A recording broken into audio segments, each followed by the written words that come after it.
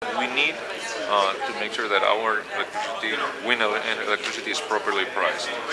But we also need to make sure that the other sources of electricity are properly priced.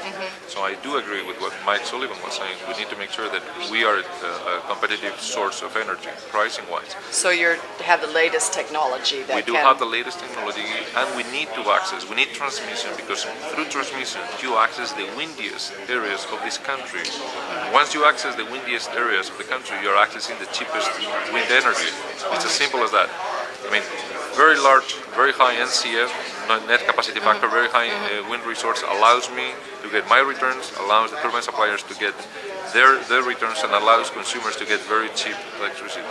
We all win, and we all get that with the best wind resource in the country, and that's in the middle of the country, but we need the transmission infrastructure. And so you need national assistance with the grid development, Yes, no?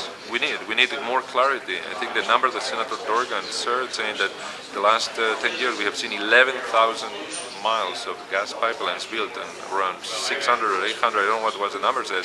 That tells you everything. What is the difference between gas and electricity? The only difference is that they have two different set of rules to get those transmission lines and those gas pipelines permitted.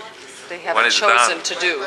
One, the gas pipeline business can go through a single authority at federal level, and for the electricity, for the transmission lines, you have to go through a very large stakeholder group, including different states. I mean, it's a very complex. So how do you cut through all the different states, and how do you get that national grid?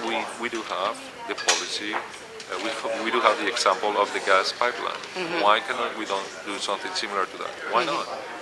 It's a successful piece of legislation. Why not can we do it for wind? So you think it would be more productive for the country to focus on that than the smart grid, the grid development, as opposed to setting carbon taxes or carbon fees because coal is really your big, your other big driver in price that is keeping the market very low price.